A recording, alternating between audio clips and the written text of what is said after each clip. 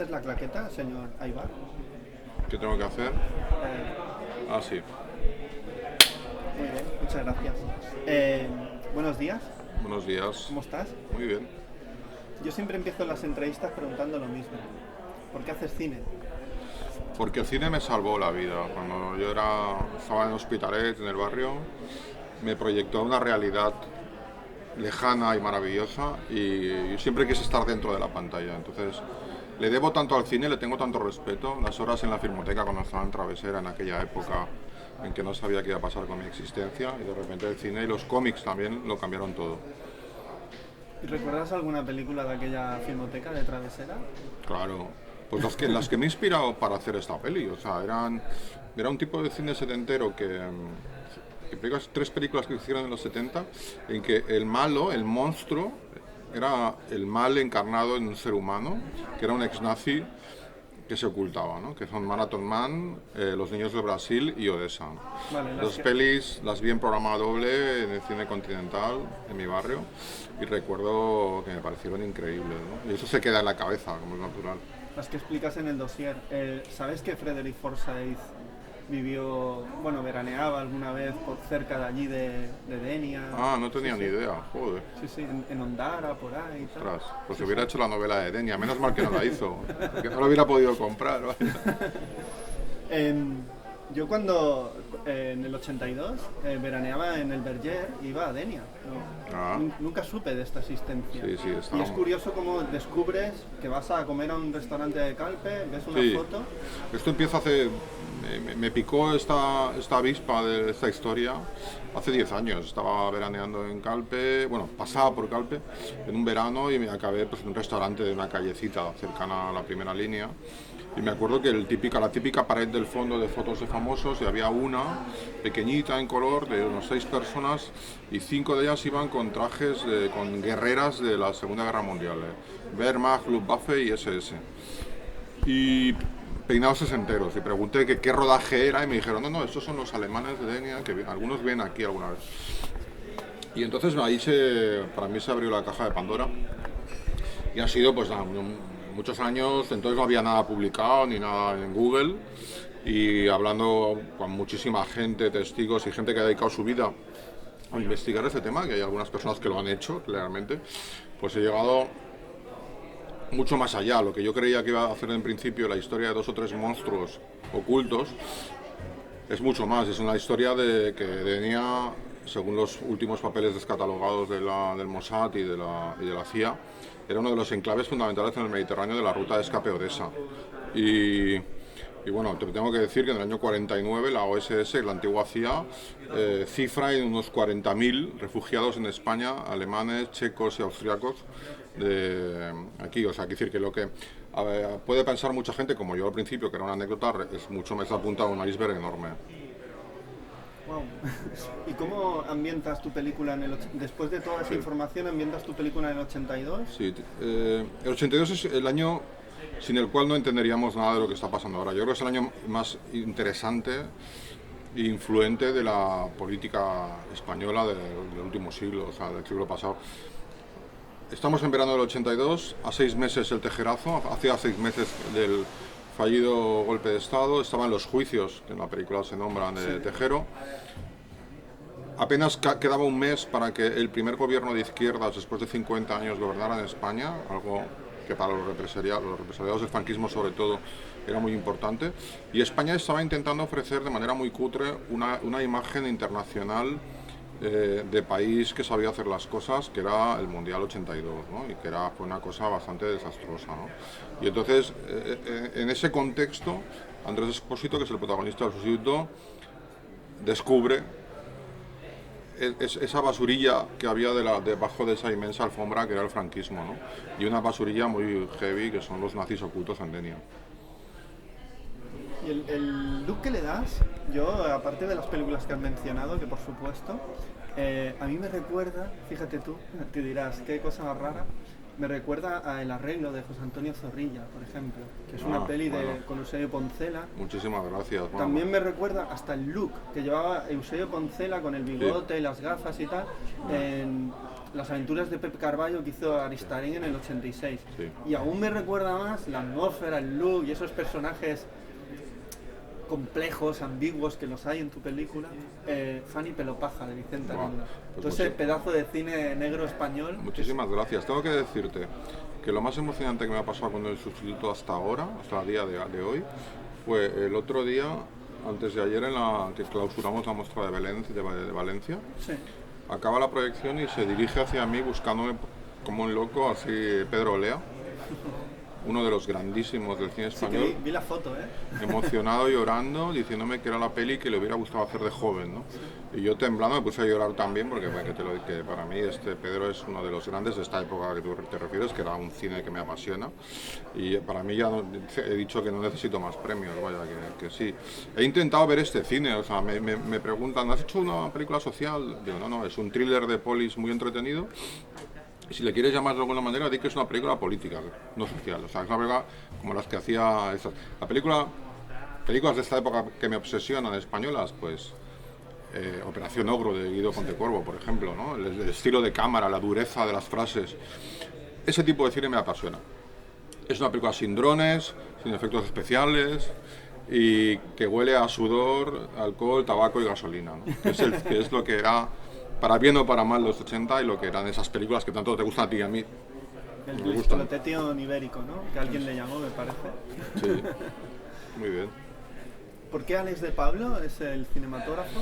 Aparte de trabajar con Sorogoyen, ¿de qué lo conoces? Bien, me gustó mucho El Reino, la película de Sorogoyen, me parece una de las mejores películas recientes españolas. Es un contexto geográfico. Y me parece, no sé, me fascinó la manera que tiene esta nueva generación de cineastas de dar movilidad al rodaje, ¿no? Son rodajes terriblemente dinámicos, en que, bueno, pues cuando hablé con Alex y le conté la peli, me contó una visión que él tenía de la peli muy dinámica, ¿no? O sea, muy móvil, de steady, mezclado con zoom, con tal, no sé qué, y un tratamiento del color que él tenía pensado y que me fascinó, y dije, pues es el mismo que tengo yo, vaya, entonces... pues nos dimos la mano, ¿no? Y yo estoy súper contento del trabajo de Alex en la peli, realmente está su huella en cada plano y es una huella maravillosa, ¿no? No tiene nada que ver los directores jóvenes ahora con los viejos directores de fotografía. Los directores jóvenes están muy bien formados, o sea, es una pasada, y cuentan mucho, por ejemplo, con la pospo, ¿no? Con la corrección de color, con todas esas herramientas digitales que quizá los más antiguos se la jugaba más en la exposición, ¿no? O sea, lo que iba al rodaje iba a misa, ¿no? Y entonces son dos conceptos de rodaje que para un director, pues podrá haber tenido los dos, películas con grandísimos directores de fotografía como Mario Montero, etcétera, haber tenido el lujo de verlos trabajar a las dos generaciones, para mí como director es fascinante, ¿no? Y el montaje Teresa Safón, ya que ha hecho tantas pelis, que no sé si hizo Fanny Pelopaja. Sí, claro que la hizo. Hizo todo, Aranda. Bueno, increíble. O sea, es la mejor montadora del cine español. La convencí, me acuerdo, me llamaba de teléfono para hacer la peli. Le había gustado mucho el guión. Ha sido muy dura conmigo en el rodaje, pero la verdad es que te lo dice todo de una manera en que te convence, ¿no? Hemos luchado mucho por el montaje de la peli, el momento del COVID y tal, muy difícil. Y cuando veo la peli veo su sello en cada corte. O sea, es una película muy bien relatada, muy bien resumida, porque la película quedó un poco larga, ¿no? O sea, rodé demasiadas cosas. Y hostia, la supo entender muy bien y tuvo la misma idea que yo en la cabeza cuando la montó. Hostia, pues molaría ver esas secuencias que no aparecen, ¿eh? Espero que en una edición en alguna reedición de Blu-rays o algo que salga, podamos tener alguna de las escenas descartadas, porque se han caído algunas, que yo creo que están bien, pero es importante que un thriller tenga mucho ritmo y Teresa le da un ritmo a la peli maravilloso. Eso que decías de lo político, en el libro este que hizo el Cine Lume de cómo se hacen las películas, decía que en toda buena película siempre hay que tener en cuenta dos cosas, dos elementos importantísimos. Uno es lo social, lo político, y otro lo íntimo. En tu película esas dos cosas están súper bien encauzadas. Además, Muchísimas gracias. los detalles son súper potentes, como la navaja coge, como el truquito que hacen los kinkis, que eso ya se verá en la película sin desvelarlo, que es alucinante. Luego dices, bueno, ¿y esto para qué? Bueno, ¿para qué no? Porque luego va a tener su trascendencia en la película.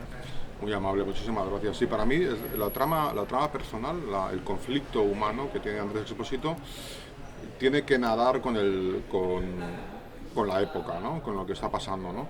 Y yo creo que él es un poco un símbolo de la España de entonces, ¿no? O sea, él sale de un sueño que es el franquismo, no tiene pasado, porque se lo han borrado, le han dicho que es un pasado no natural, sino que es un pasado que ha aprendido de memoria.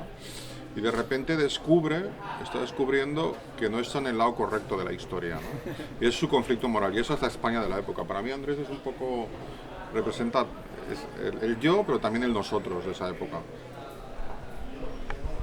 Hostia, Ricardo, que heavy, ¿no? Que look, ¿eh? O sea, este look, ¿cómo se consiguió? Ricardo es uno de los grandes, o sea, en la peli para mí está el futuro inmediato del relevo generacional del cine español, que ya creo que es un poco necesario, y está pues Vicky Luengo, que ganó el premio la semana pasada, o sea, va a ser la top. Está Paul López, que es un actor increíble catalán, que lo borda en la peli, o sea, y sobre todo está Ricardo lo conocí en Cuéntame cuando tenía 15 añitos, era un actor más formado que había visto nunca, porque iba rodando todos los días desde los 6 años. O sea, cómo coge foco, cómo pilla la marca, es espectacular verle. Pero se estaba formando como persona y como actor. Entonces me enamoré de la manera de actuar que tenía Ricardo y volamos un poco juntos. Si tú maneja las fotos de los polis de la época, piensa que eran los años del plomo, todo el mundo iba armado, o sea, era una violencia extrema, eran gente muy dura.